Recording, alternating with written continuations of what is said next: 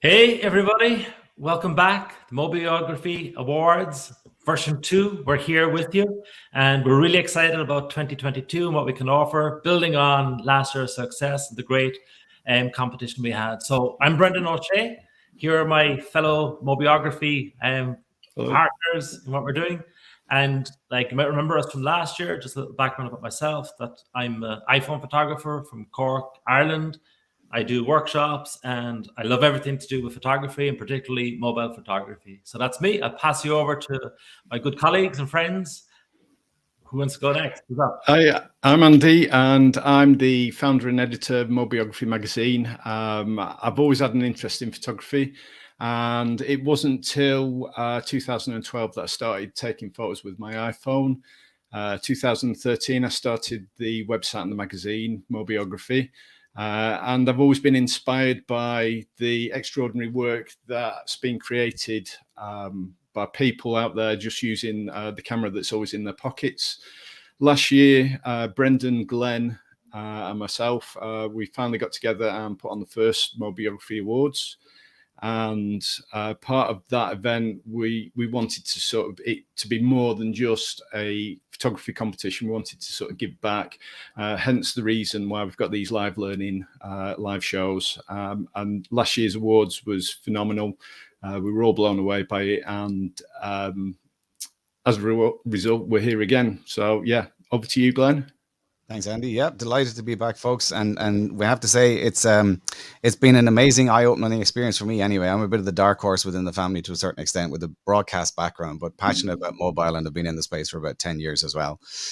So yeah, I'm really excited to see what entries we get basically for this year's competition. We have loads of announcements coming up, including new categories, more prizes, more spot prizes and giveaways, and tons more to share with you. But I think we'll kick off maybe with a quick recap of last year's winners and honorable mentions.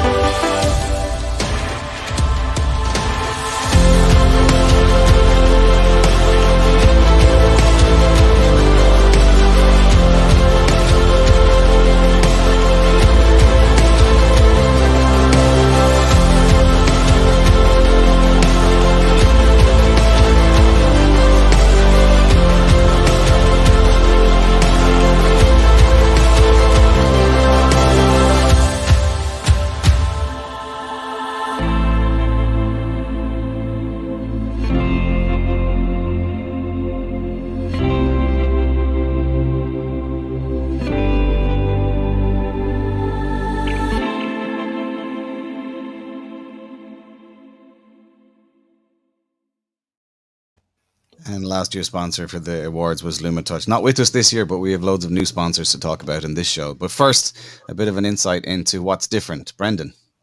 Yeah, well, I suppose that looking at those images there, it's great to recap and look back at the quality of images that are coming into us last year.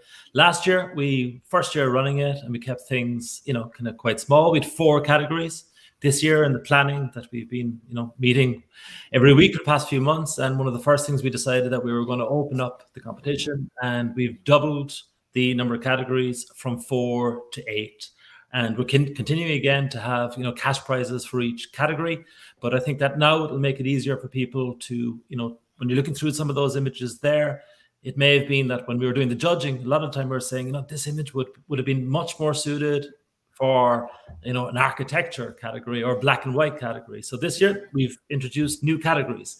And the first one we have is abstract and digital art. And this really allows people to get as creative and as experimental and as inventive and just go wild and create beautiful art on the mobile device. And you see this wonderful image that we had from last year, the creativity that is there with that. So abstract and digital art. Then architecture and the urban environment. So this again is that, people who are in cities, or it can be anywhere really where there's great architecture, and that it gets your visual interest and that you want to create and compose within this urban environment. So this would be one of the new categories that we have with the architecture and urban environment. Then black and white, that last year we didn't have, a standalone category for black and white. So this year we do. And I think it'll be really exciting to see the images that come back in that are entered for this category. Like a lot of people, photographer friends of mine who just only shoot in black and white. So it's a great opportunity to see what, quality images come in for that. And then I think, because it is the camera that everybody has with them all the time. And, I think a lot of the photographs that people shoot, the ones that matter, I know for me, the ones that, at the end of the day that I would run into my house is on fire to retrieve them, are the photographs of family and home. They're the ones that mean the most to us. And I think this will be a great opportunity for people to send in portraits of family members and just, family life, the ones, that we document from day to day, and the kind of quick reaction snaps that we take of scenes and the people within our family and the home environment. Later, just a little hook for you. Later on, we'll be talking to Elaine Taylor, who is one of my favorite photographers, particularly for the work that she does around family photos. It'll be great to hear, and learn from Elaine a little on that. Next category then, landscape and nature. Same as one as we had last year, for those who love getting out into the wild and, shooting photographs of beautiful scenes like you see here with the lakes and the mountains, and anything to do with nature, flowers, trees, everything like that. So again, it's another category that we have. People and portraits. You see here a lovely photograph from Dina Alfasti.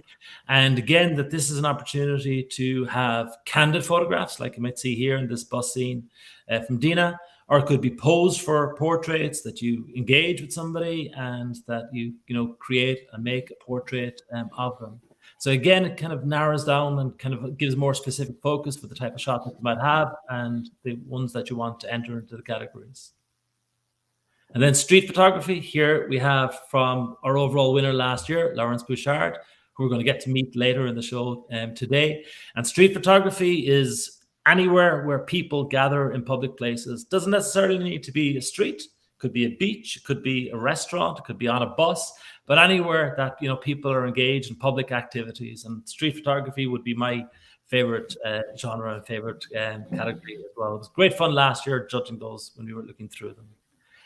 And the final one then, travel and a sense of place. And this is great that we've, emerging from COVID, thankfully. So the 2 years of lockdown are over and, people are getting back out and getting the opportunity to travel and shoot and, to make memories in great places. And so it can be your travel photographs, but also we're looking for a sense of place. So like here, it's identifiable immediately with the Taj Mahal, so that again, it just adds more to it with the travel photography that we may have. And later in some of our live shows, you're going to get a lot of learning opportunities, and there'll be workshops with specific focus on some of these categories. So it'll really inspire you to enter into the competition with the best photographs that you have for these 8 categories. So that's it, 8 categories for this year. Awesome, Andy. Do you want to talk to the prizes this year? Because we've done a bit of rethinking there too. Yeah, with the prizes last year, we had, I think it was $1,000 for the grand prize winner. We've increased that this year to $1,500. And then each of the first place category winners, so that's 8 winners, will each receive $250 as well.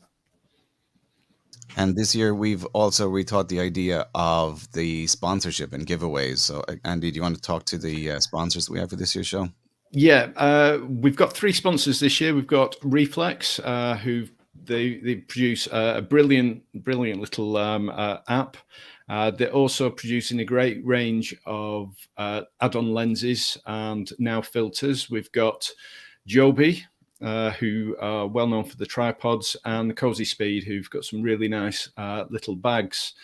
And what we wanted to do this year was to open up the prizes that the sponsors are giving out to everyone, really. So no matter what photo you submit, as long as you enter, you're in with a chance of winning something. So throughout the competition submission period, what we're going to be doing is giving away these prize draw giveaways. And to win a prize, all you have to do is enter. That's it. The next live show, what we'll do is we'll select someone at random from everyone that's fully completed their submission, and that person will win the prize that's up for grabs that week. Now, the next live show is on the 23rd of July. I think we've got Dan Rubin lined up for that one. And the prize available on offer for that show will be Reflex will be putting up $199 worth of prizes. So yeah, should we have a sneak peek from the sponsor? Sorry, I've been drinking. Let's do that. Water. Yeah.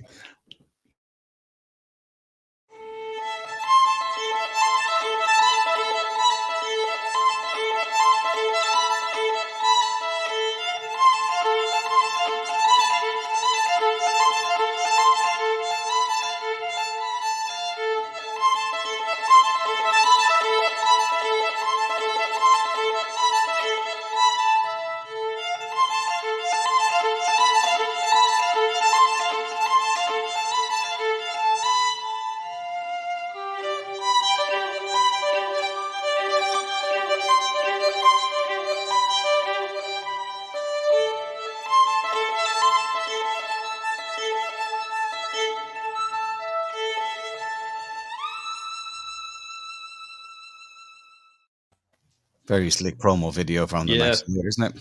So yeah, so to enter, all you have to do is enter the competition, and like I say, we'll pick someone at random at the next live show. So $199 worth of Reflex products. So that's can you see that there? There's the Reflex case, or you could have there's the macro lens there. I've got a telephoto. They also do wide angle, fisheye, anamorphic lenses. I've been using them for quite a while now.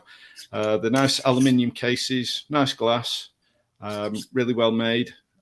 So yeah, those are available $199 on the single products. It isn't on the bundle offers, I believe, that they do. But yeah, we're going to select someone at random, and anyone could be up for winning this. All you need to do is enter. That's a nice giveaway. You can win back your submission money very, very quickly. Yeah, I mean, you have a good chance. And it's a kind of a lottery, which is nice as well. So you have a bloody good chance of winning. Okay, very good. That's this upcoming prizes. And remember, prizes still to come from Joby and from Cozy Speed a little bit further down. Brendan, judges for this year. Okay, so again, because we have more categories, we've got more judges this year. And I think we've got a graphic with that for people to come up.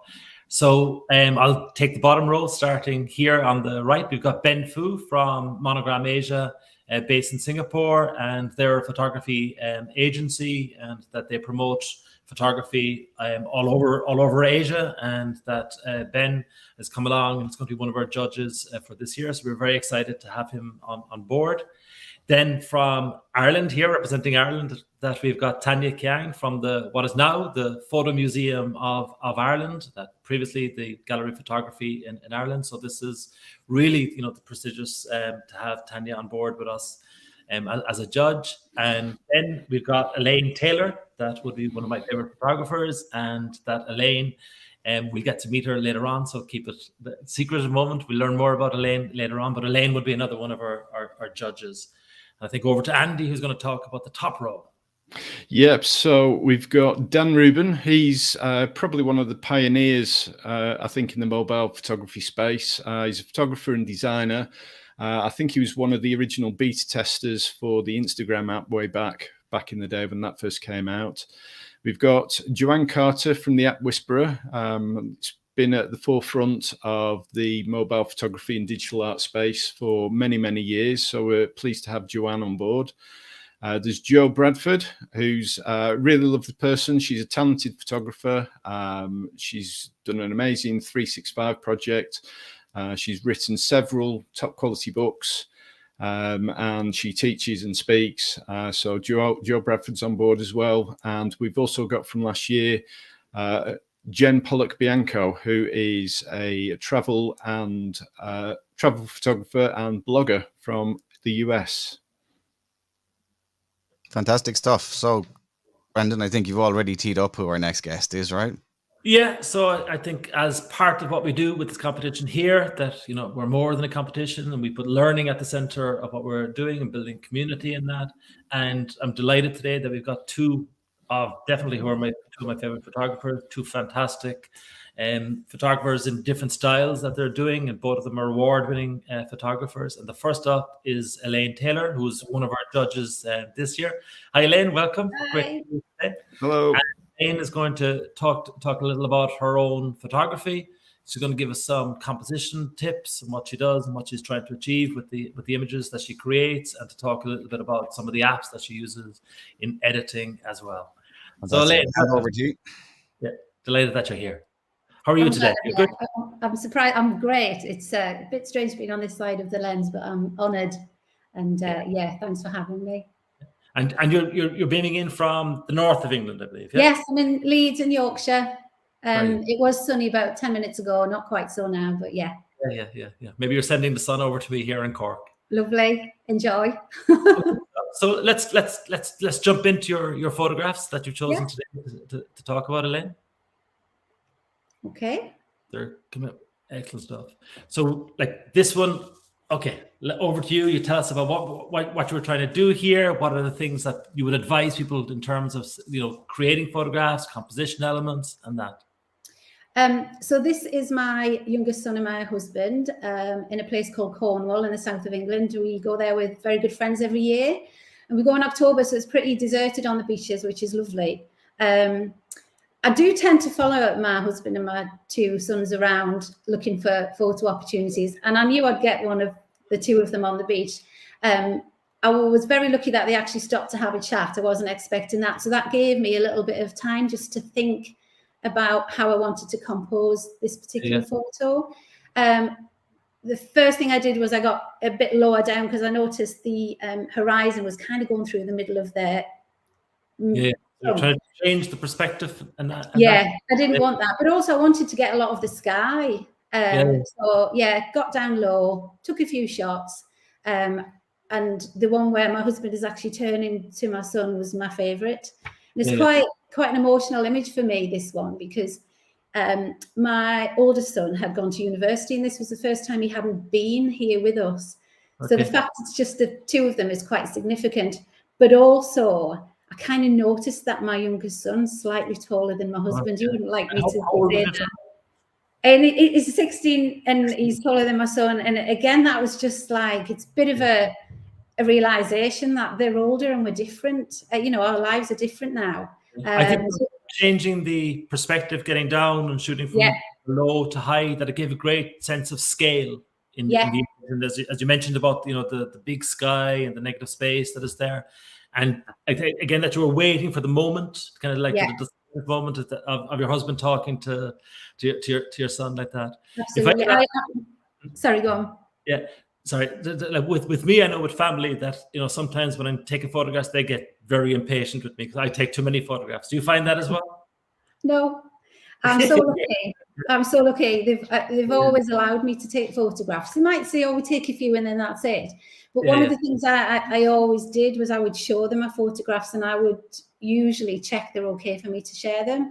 And when my youngest son there, Billy, when he was kind of like 9, 10, he started to suggest shots as well, which was like amazing. So my oldest is 19, Billy's 16, and I'm very lucky that they're still willing to be my subjects.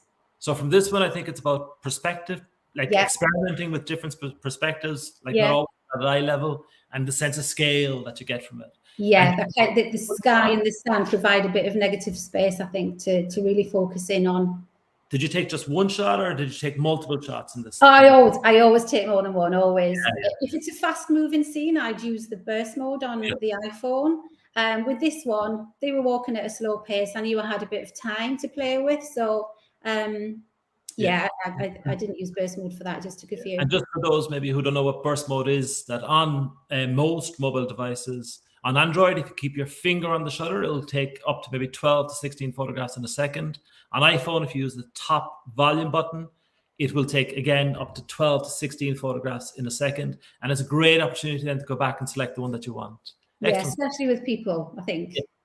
Okay, what about the next one that we have here now? Elaine, do you want to tell us a little about this? Okay, so my favorite subject to shoot, my family, 100%, but I also love taking photographs of flowers.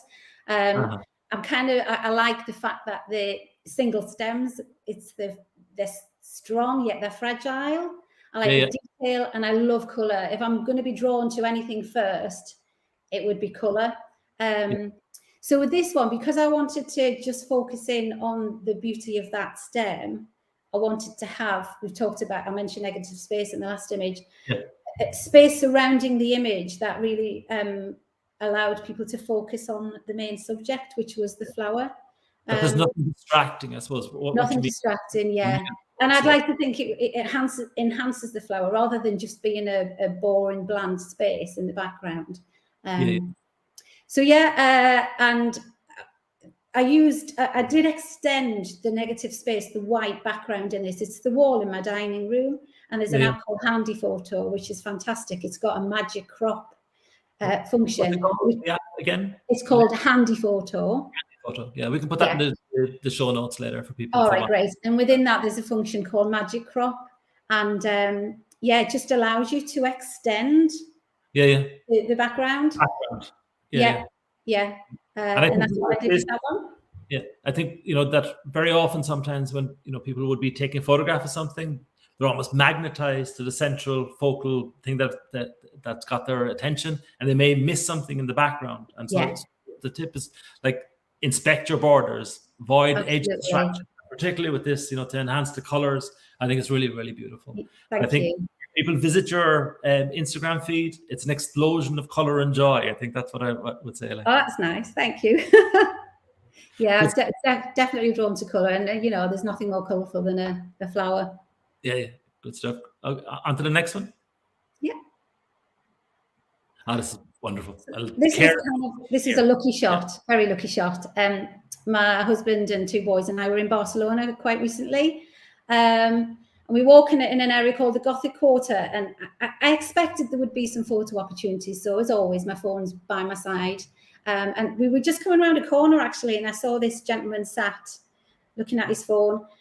I had to move quick, but one of the things I wanted to make sure I did was check my lines and perspective. I didn't want to risk distorting the figure by correcting any kind of perspective or lines later on. So split second, lining everything up, waited for my sons to get out of the way, took a few shots. I really did hope that I would get a photograph of him looking down at his phone rather than him catching me looking at him, because the moment for me is him being engrossed in his phone. Candid moment with it. I know you said at the start that it was a lucky shot, but to me, looking at it and from what you've described there, I don't think there's anything lucky about it, because I think there's great care and composition and getting your lines right, getting the subject right, and again, taking multiple shots because you wanted to, capture that decisive moment. And I mean, like I've said, I did spend a split second, I think, just making sure the lines were okay. And kind of one of the things I've got into the habit of doing now. You know, it doesn't take a lot of time to try and get things like that sorted at the point of shooting. Because, like I said, you know, if I wanted to try and correct lines with a perspective tool later on, I risk distorting the human element, so it becomes unnatural then. But it just becomes habit now, that thought process. It's quite quick. I think like that framing and then reframing, and the art is reframing. And well, one of the things I always do is I always allow a little bit of extra space around what I'm trying to capture, so that if I do need to crop or tweak later on, I've got room to do that without risking kind of losing anything within the image. Yeah, excellent. Okay, and then on to the next one. I think it's from Barcelona also. Yeah, so this is, we were sat waiting for our slot to go into this Sagrada Familia, which I absolutely love. And we found a bench. It was a very, very busy day. So there were people passing by all the time. And I remember it was, you've definitely recommended this, and Mark Fernley, a street photographer based in London, recommended this, finding a spot and waiting for a shot to happen. And that's what I did. I mean, I didn't have to have a lot of patience because it was a very busy little section, so people come and go all the time. But again, I use burst mode to make sure that I had you know, the option of having a shot where nobody was disguised or hidden behind anyone. Yeah, definitely so. And you have the layers there that you've achieved with it. And again, I think, you know, I would advise everybody to use burst mode, because like you're dealing in, you know, fractions of a second to get that shot. So just multiply chances. I think brilliant. But absolutely fantastic photos, Elaine. Absolutely fantastic. Thank you very much. And again, advise anybody who doesn't follow Elaine, get onto her feed, and it's beautiful, colorful, joyful photographs, and particularly the photographs of your family. I think that I've been following. Thank you. Years, and it's great. They're the ones that mean most. I know. Yeah, they're definitely the ones that mean most, like you mentioned earlier on. So thank you for that. Thanks so much. You can see a little grid here from the grid with it and that. Thanks so much, Elaine. That was brilliant. Thank you. Thanks. Thanks a lot. So that brings us on to our next photographer today. And our next photographer was our overall winner last year of the first ever Mobiography Awards, Laurence Bouchard. And we're going to show you just a little short clip of his body of work that he entered in last year. So we'll just sit back and enjoy Laurence's work.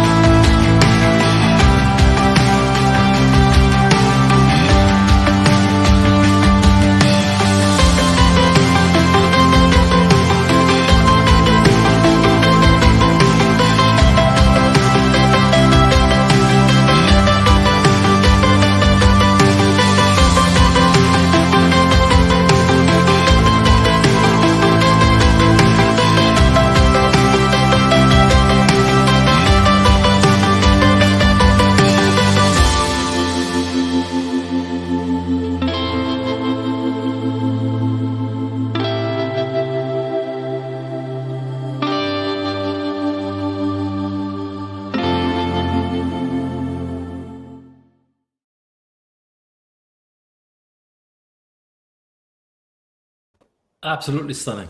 Laurence, welcome. Cheers. Yeah. Again from Tokyo. Yeah. Yeah, where I think that it's a bit warmer than it is here in Cork, in Ireland. Yeah. It's been 35 degrees here today. So, yeah.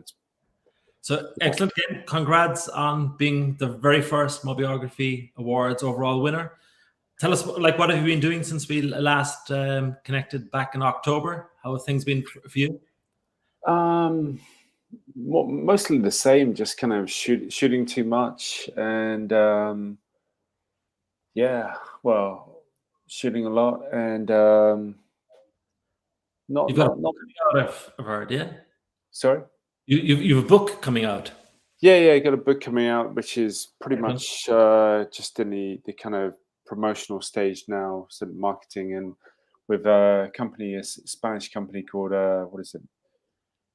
Kind of Amalusa Publishing. Yeah. And we can put into the show notes if people want to buy Sure, that sure. book and link to it. That I know that I do. I'm looking forward to getting Yeah. a copy of it. So Yeah. great, Laurence. Again, thanks for coming on and connecting us, because I know with the time difference, it's late in the evening and in Tokyo with you. But it's about 10:30 at night, is it? Yeah, that's right. Yeah. So good stuff. So we've seen your work there, which is absolutely stellar. I think you're a photographer at the top of his game, and you're going to now maybe to talk maybe a little bit more detail about the composition elements, what you were trying to achieve, and kind of give people advice and tips with some of those photographs that we saw there. So the first photo up, I think, is this one of my favorites. So this was shot at Chofu Airport. There's a very small airport in Chofu in Tokyo, and that was kind of like one of the most sort of difficult photos in that it took quite a lot of research, but still, so basically when I got to Chofu Station, then I would get a bus to the airport, check the schedule, because it's only small planes. So you basically take a photo of the timetable, and then try to work out where the plane's flying at, where they're flying over, and that was a lot of trial and error. It took a while to work out, until you get the right position. And then when he finally worked out the position, I had a piece of plastic and some like kind of clip-on things which I could attach to the fence. And and from that point on, it was kind of easy, really, because you just kind of wait for the planes to fly over, and then you just the other thing was to spray some spray, like water spray, you'd spray onto the plastic. And you're describing it being easy, but I think the planning, the imagination, the creativity, the vision to get this shot, again, it's just the shutter is opening for a fraction of seconds, but like there's so much that has been done in preparation for that lens, the shutter opening, for that fraction of a second. I mean, I think luckily the barbed wire fence kind of added to it, So there was this, around the airport they got all this barbed wire fence, and I was like, oh right, okay, I can incorporate it, rather than just having it blank. I can get the barbed wires at the front, so it gives it a sort of different edge, And did you take many photographs of this scene, or were we just looking at the single photo that you got? I was just taking burst photos of it, and I've been meaning to go back for ages and do it again, but I kind of want to do it. If I go back, I want to do it better, and maybe shoot it on a slow mo. But it's just the kind of working out the.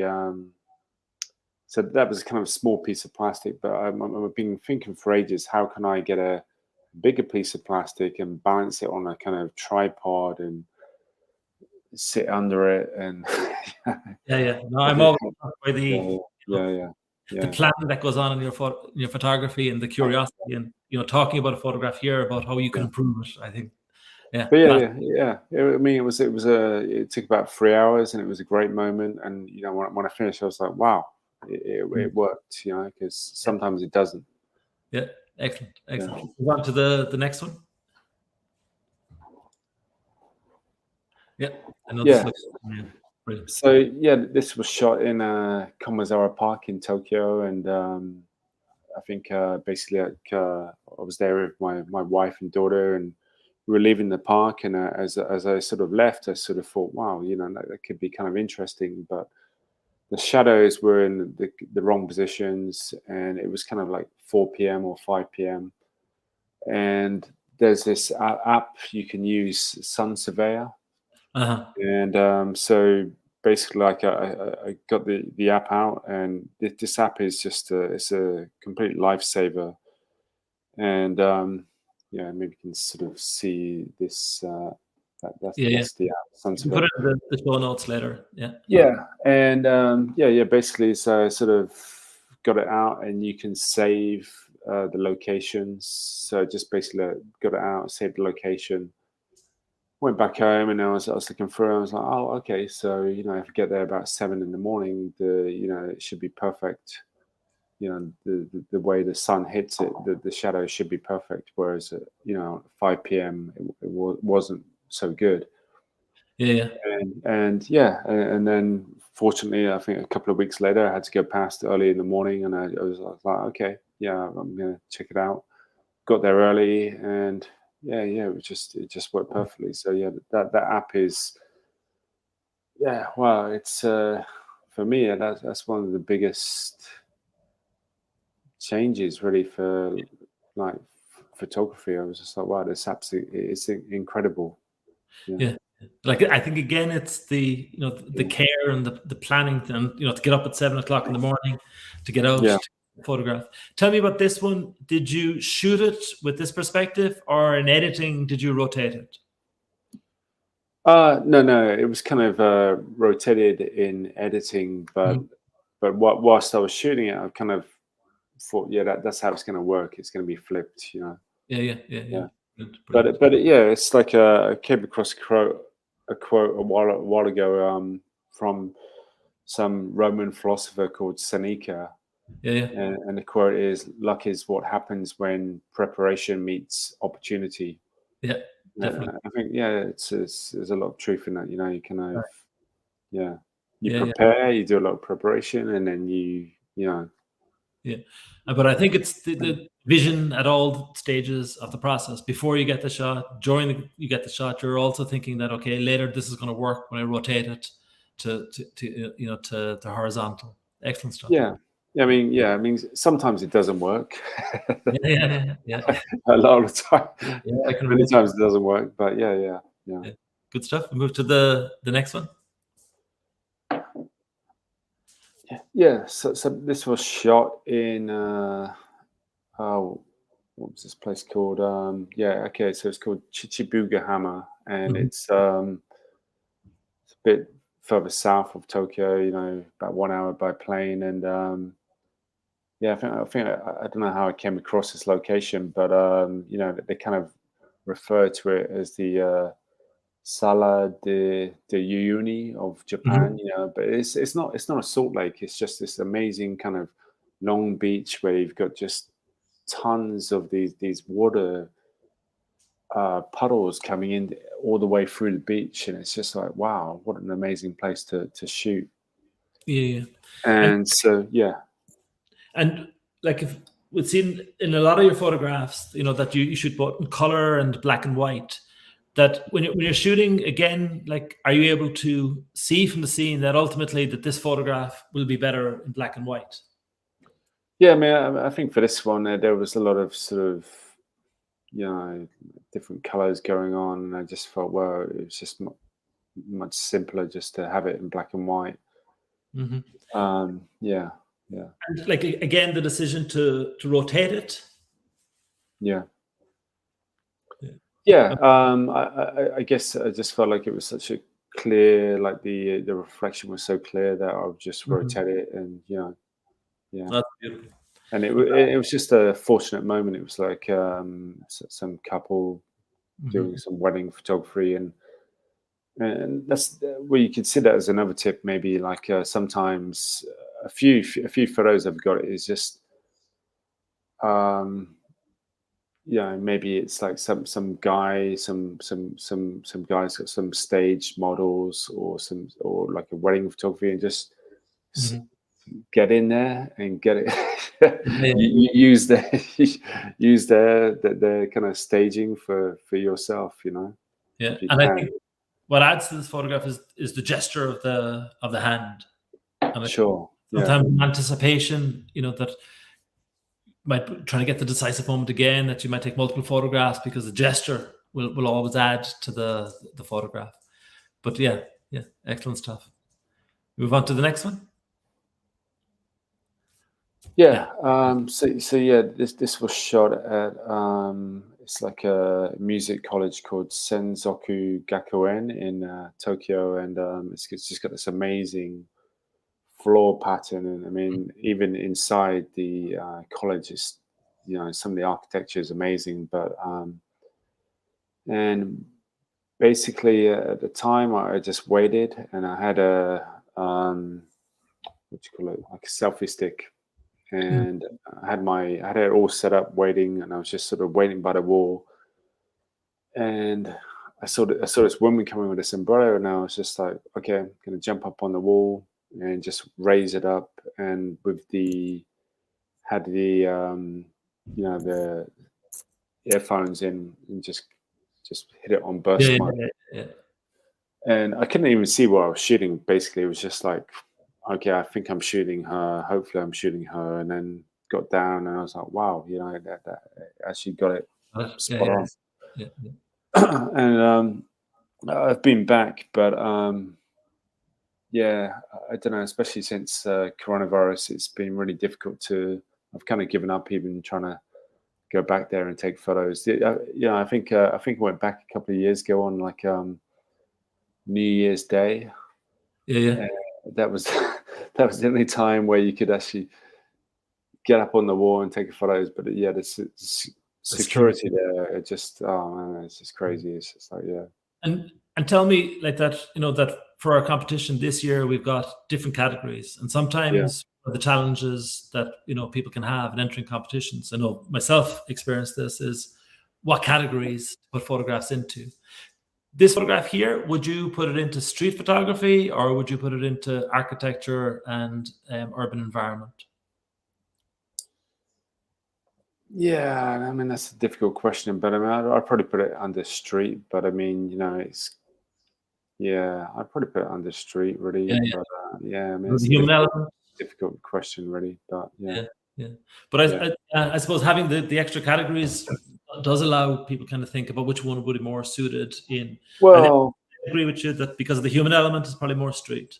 Yeah. I mean, from past experience, I guess whenever I've sort of entered competitions, and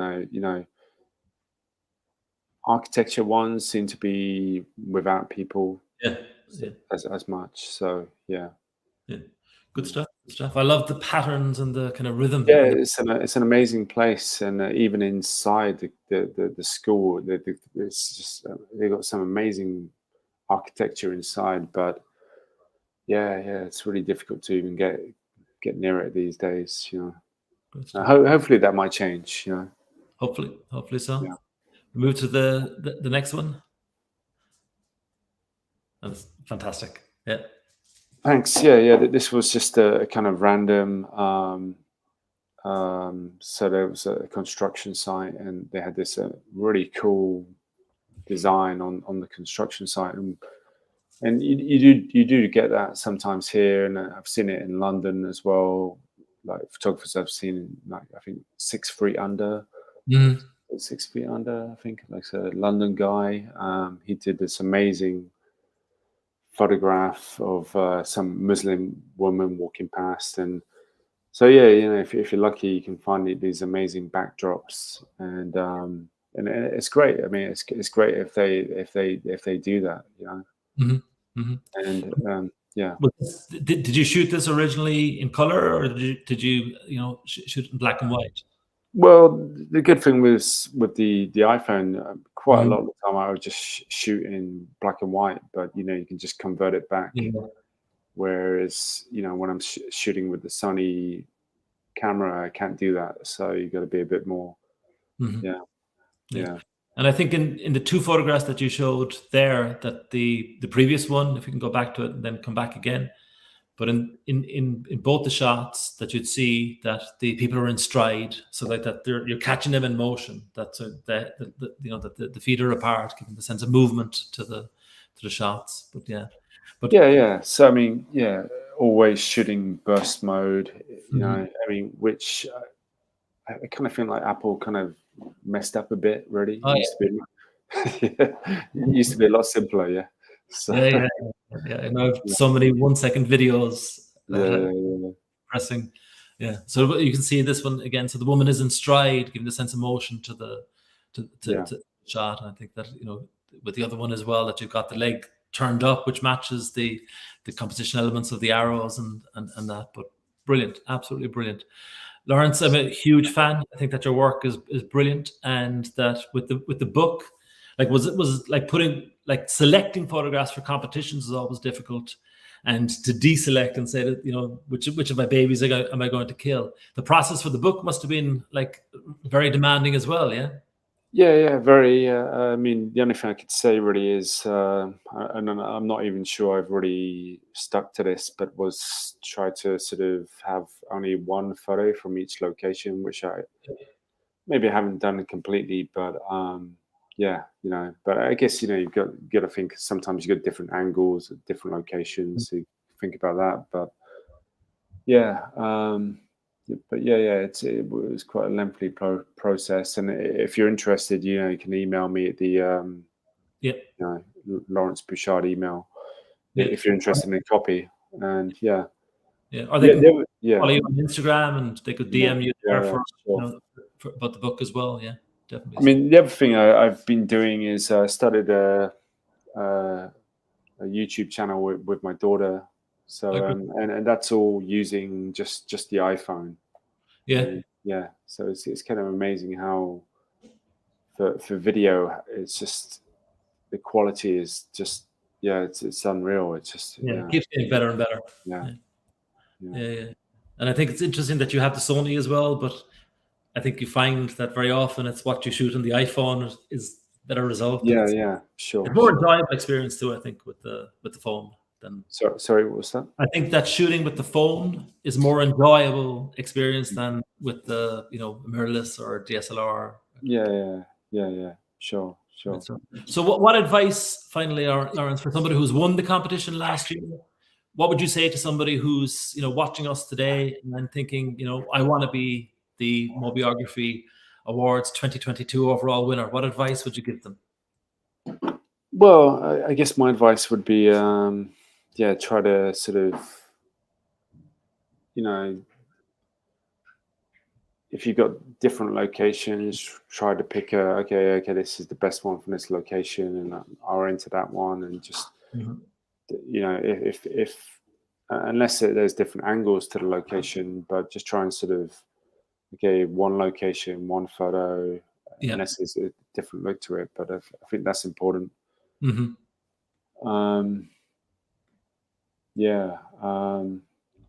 anything else really, but and I guess the other thing would be, you know, with the categories, you know, it's like from previous competitions, maybe if it's like architecture, you know, maybe, you know, if you got a person in the photo, just keep it to street, where keep the sort of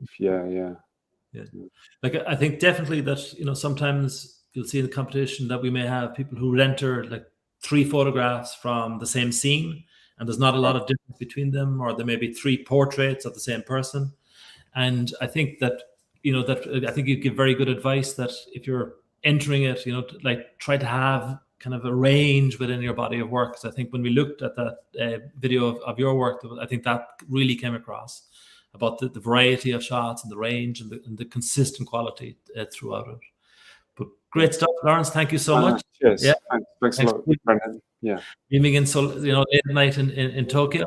That was fantastic. Yeah. Very good. Deadly stuff. Yeah, deadly. So we've had a few questions coming in across YouTube. I'm going to try and bring it back on screen. If I can find them now, is going to be the fun bit, actually, because there's quite a bit of conversations of people dropping in and out. Just bear with me. Where was the question? Here it goes. Question from Vanessa. I think this might have been for you, Elaine. When does the process end for you? With a file on your hard drive that you can look at on the screen and post on social media, with a print, or are you painting? It kind of never ends. I'm one of those people that will just, every day I'll put a date into my phone and search to see what photographs I've had from previous years. I'm constantly looking at my own photos. I don't know how that comes across, but I enjoy it. Social media, I guess. I have printed books. I've given gifts of images before. I have walls full of images from people I've connected with on Instagram. I don't have many of my own at home, so I probably could do with printing a few more. And I know Jack Hollingsworth, who you're going to be having on at some point, he's one for very much saying you must print your work. So I'm not very good at doing that, but it's definitely something I want to do more of. Yeah. Get them off the digital cemetery. Yeah, absolutely. I know Nikki from iPhoneography Central also just commented. I think you mentioned an app called Handy Photo. She said that Snapseed also has that ability to extend out the image if you use Snapseed. And just a reminder, as we'll shout in a little while, that a lot of the tutorial pieces that we did from last year's season are available still on YouTube if you want to look back, because Brendan did do a bit of a dive into Snapseed and some of the features as well as Darkroom, but we'll talk about that in a little while. I'm just again scrolling through lots of fantastic feedback and comments. I brought a lot of them up on screen while you've been chatting, but that probably is distraction when you're in the zone and trying to talk. So just to say that both of you got lots of great feedback on your work, so, and rightly so, I would say. That's it. Andy, do you want to talk about entering the competition? Yep. Well, if you want to enter, the first thing to do would be to head over to the mobiography.net website. I think we've got a walkthrough of the process. Yeah, and yeah, if you head up to the awards tab and click on enter the awards, on the page, there are several big enter now buttons further down and again. And if you click that, that will then take you through to the submission tab site. So if you, on the right there, there's a submit an entry button. If you're not already registered, you can register. If you submitted last year and forgotten the password, you can retrieve that. Or if you know your password, you can log in. And then that will take you through to the submission page. Now, the first thing you'll need to do is to select one of the 8 categories that you're going to submit to. Give the photo a title. And then select the photo that you're going to upload.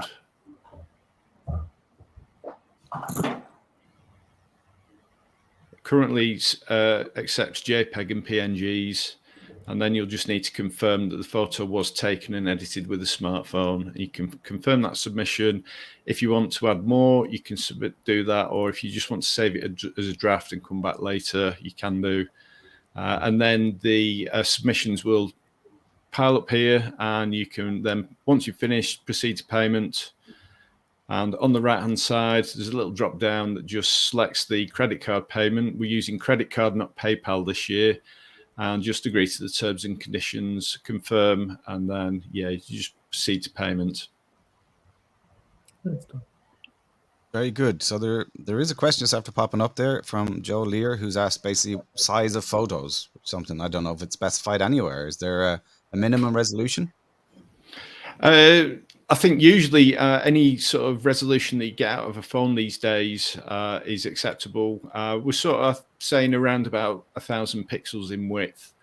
I believe last year there was a few slightly smaller than that, but yeah, as long as it's not very low quality, because if you submit a low quality photo, you're just probably shooting yourself in the foot in a way. But anything out of a smartphone or editing app these days is usually going to be fine. Okay, very good. Now, one comment there for you as well, Elaine, from Mal McCann, just saying he loves your work very much. So there you go. He also practices with family. Okay, very good. Well, listen, Laurence and Elaine, thank you so much for your input and you know, for sharing sort of some of your skills and tips and techniques with us today. Really, really appreciate it. I'll let you go as we're coming towards the end of the show, because you don't have to sit through the two of us waffling together, but really appreciate you making it at various different time zone and everything. But again, thank you so much. And if Laurence, I don't know if you're allowed to enter again this year. I presume you are. I mean, there's nothing precluding from Laurence entering again as the winner, right? So if we see more of your work again, I very much look forward to that, because the images were absolutely stunning. Yeah. So thanks both. Thank you. Yeah. Thank you. Lauren. Yeah. Yeah. Okay, we're nearing the end of the show. We're nearly an hour on air now. So we've done the walkthrough. Are there any final thoughts or comments or things that you want to bring up, guys, before we wrap? I mean, usually we would say a shout out in relation to the social channels. I will just say, because there was a wealth of knowledge, like the whole essence of the Mobiography Awards is this idea of bringing sharing into the competition, as opposed to it just being a take. So a reminder, if this is the first time that you've basically, you know, seen of or heard about the awards, if the first time joining into a live show, please do remember that if you go to the Mobiography magazine website, you can get to their YouTube channel. And on the YouTube channel, you will basically see all the different recordings that we did of the live shows from last year, including the final show with Laurence, a piece with Mark Fernley, another piece with Renzo Grande, and also several pieces in between with Brendan talking about different apps and everything. If you want a quick shortcut for that, you can always just raise your phone right now, launch the camera application and point it at the screen, and it will go straight to the channel. And you can have a look at those videos right there. And obviously, as always, if you have any comments, thoughts, feedback, or any ideas or suggestions, please do reach out to us via any of the social channels. Andy is very, very receptive to hearing your thoughts. And yeah, I guess that's pretty much it. Any parting words or final thoughts, gents? I think the only thing for me would be to get those entries in, and just remember that on the next live show, which is the 23rd of July, we're going to be having a prize draw for one lucky winner, and they're going to be walking away with $199 worth of Reflex products. I do find it interesting that Laurence mentioned the fact that he's gotten into video and is experimenting with his own YouTube channel with his daughter, because just small little letting the cat out of the bag. But let's just say that the Joby prize that's scheduled a few shows ahead could be very, very useful for things like that. That's all I'm saying. Don't give it all away. But anyway, Brendan, any final thoughts? No, just like thanks to you both. Thanks to the guests we had today, and looking forward to the open season for the entries for the Mobiography Awards and the events that we have coming up. I think it should be great. And get out, get shooting, enjoy it, and enter the competition and see how you fare. Yeah. All right. Before I bring up the rap slide, there's one really good question. Look at that one. Can an image be edited on iPad as well as iPhone? Yeah. Okay. Both are okay. Yeah. Several people just weighing in on that one, saying that's a great question. Yeah. So mobile, I think, yes, absolutely. And a couple of people saying thanks and all for the show. So we will be back, as Andy said, 26th, right? 23rd of July with Dan Rubin. That's it very much. I'll be chatting to Danny, I think, as well. So very good. Well, folks, thanks a million for staying with us. Again, please do reach out if you have any thoughts or comments. And if you're entering the competition, well, best of luck. We look forward to seeing your entries and your work. And until next time, bye-bye for now. Bye-bye. Thanks a lot.